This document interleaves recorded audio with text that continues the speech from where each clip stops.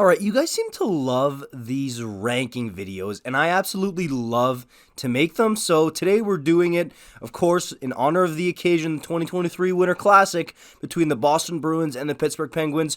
We're going to rank every NHL Winter Classic stadium. Now, keep in mind, I said Winter Classic, not outdoor game. So this doesn't include like the stadium series and stuff like that. This is only winter classics. Even the very first Heritage Classic in 2003 between the Edmonton Oilers and the Montreal Canadiens does not count for this list. It's just winter classics, which began in 2008 in Buffalo with the Pittsburgh Penguins and the Buffalo Sabres, that famous Sidney Crosby shootout goal. That's where we begin here. That's where the list could start. And of course, this is just my opinion, and a lot of people like to roast me for my taste in stadiums in the comments down below, and my approach with that is just go right ahead. I love it. Give it to me all you want, man. I mean, if you want to tell me I'm blinder than Stevie Wonder with how I'm ranking these stadiums, go right ahead.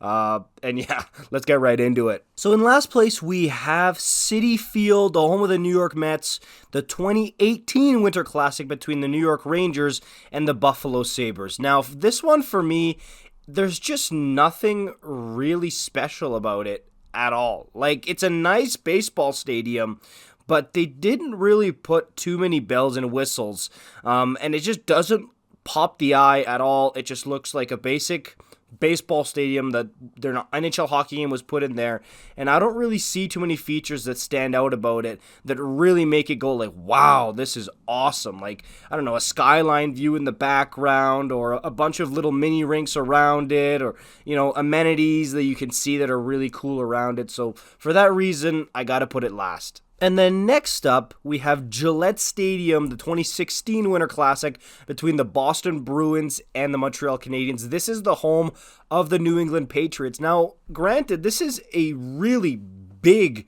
stadium. It would feel like a really grandiose experience going to this. Like, wow, this is huge. But it just looks super bland.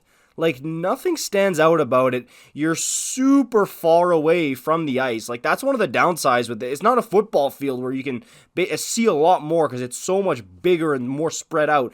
It's a tiny hockey rink in the dead center of the stadium. So even if you have, like, the best seat in the house to see this game, you're still pretty far away, and I understand that's the case with all of them, but some of them do a bit better job, and it just looks a bit too bland for me to be able to be like, yes, it stands out for this reason, and that's why I'm putting it higher. I just can't do it for this one. Up next, we have Buffalo in 2008, the first ever NHL Winter Classic between the Penguins and the Sabres. And of course, obviously, this is the home of the Buffalo Bills.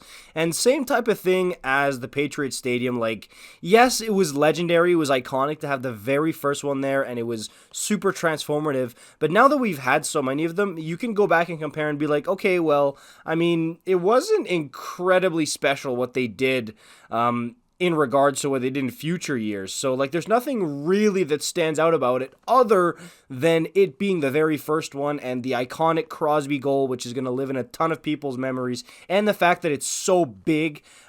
It does seem like the fans might have been able to get a little bit closer to the rink on this one, or at least be a bit more over top of it anyway, so they could see a bit better. But other than that, there's really nothing too spectacular about this one.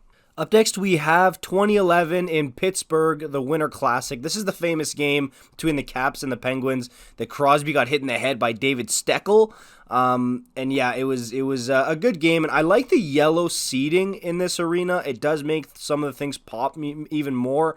And I know I've put 3 of them in a row. You're going to say, wow, you really don't like football stadiums for this. Hey, Johnny. And no, you'll see later on. There are some ones I really, really do like, but not really this one. And then following that, we have Chicago in 2009. It was the Red Wings and the Blackhawks at iconic Wrigley Field, the home of the Chicago Cubs. Now, of course, this is such an iconic ballpark here, and to have a game in this arena, this baseball stadium here, was awesome, and it was really, really cool to see. And it does stand out a little bit more for me because you can see the buildings, the skyscrapers in the background, and I do find that pretty cool. And I like the way Wrigley's set up kind of like a triangle. And I do like that they added the logos up top at the arena. So you can see the Red Wings and the Blackhawks up top there. And I do like the varied viewpoints on this type of one. So like if you're sitting roughly where the foul poles are, you would get a really interesting view of the game going on here. So that's why I put it here. I think it's pretty nice, but it's nothing like, wow, out of this world, but it's pretty cool. All right, the next one we've got is Philadelphia, Citizens Bank Park, home of the Phillies in 2012. Now, this was a really cool one. Similar type of thing for this ballpark where you can see the skyline of Philadelphia behind the ballpark there in the distance, which looks really cool.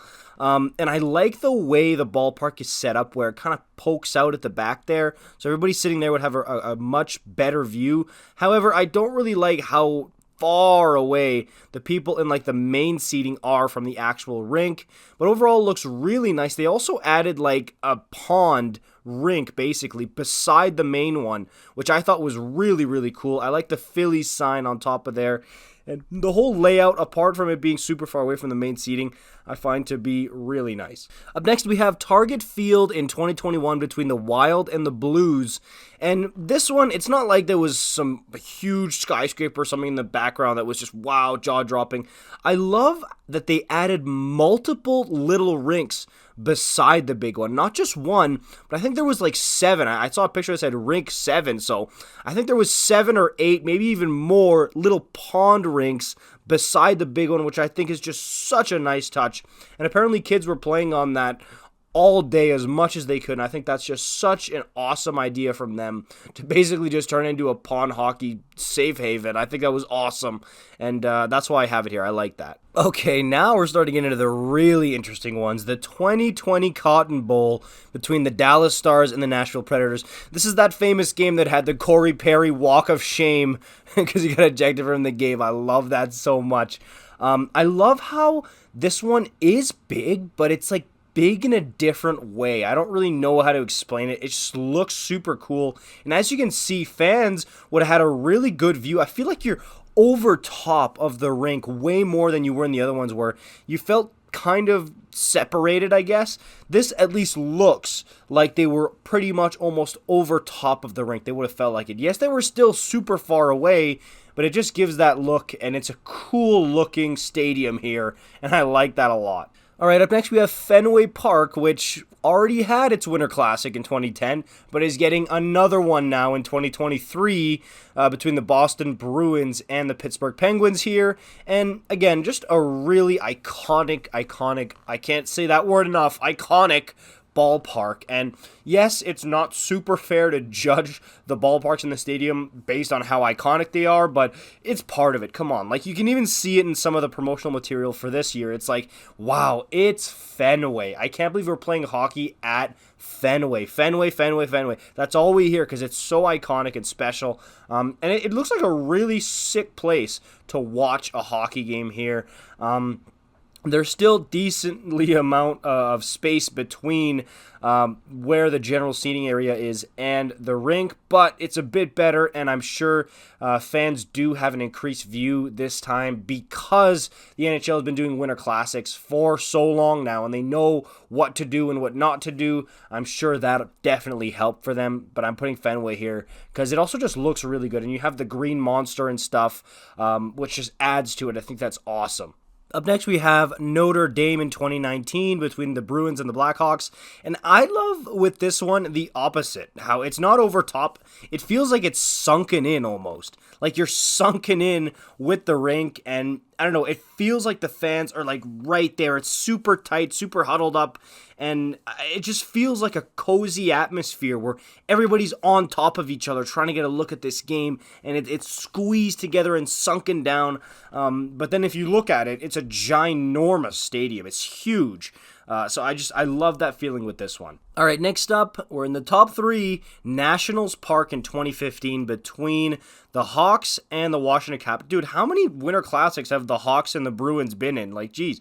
And this one was just awesome because I loved this little white house that was like built right off to the side of the rink, and that's where the players came out of, I think, to get on the ice. That was awesome to see. I really love that cool little white house, and I like that it was in the shape of a star around the rink. I thought that was so creative and so unique. Then you kept the Nationals thing up top, the sign.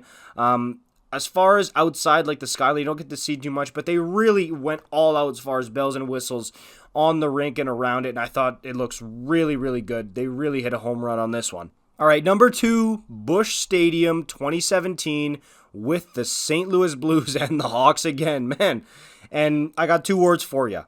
The Arch. The Arch would have been absolutely breathtaking. The famous St. Louis Arch. Playing in this game, it would have been so breathtaking. And you got the skyscrapers right off to the side of Busch Stadium here. I think this would have been so incredible as a fan to look down and watch the game, and then you look up and you see the beautiful arch and all the skyscrapers. It was just too breathtaking not to put in the second spot. Well done, St. Louis, for this one. And at number 1, maybe some of you guys guessed it, this was a legendary one. 2014 Michigan Stadium between Detroit and Toronto Maple Leafs. This was awesome. And it's similar to Notre Dame. It does feel kind of sunken in. Everybody feels sunken in and on top of each other. Like, it doesn't even look like there's a seat for everybody. It looks like people have to sit on each other's laps to be able to have enough room to look at this game. But again, it's such a grandiose stadium. And yes, it's not like the most high-tech, fancy stadium in the world, but I feel like this is just the perfect venue to watch an outdoor hockey game, and it has everything that makes an outdoor hockey game special. I love how the Leafs and Red Wings both wore their home colors, Leafs blue and Red Wings red. And it was so perfect. I remember this is my favorite Winter Classic ever. There was some snowfall. It was extremely cold and just an amazing venue. Not super fancy, but just a great, awesome outdoor hockey venue. That's my list. Make sure you give me your list in the comments down below, your rankings. And I'm going to go watch some Winter Classic hockey here. I can't wait to see the 2023 one. I'm a sucker for this one. I love the Winter Classic. And yeah, let me know what you guys think in the comments down below. If you want more videos like this, like, comment, subscribe. I'll see you in the next one. Peace out.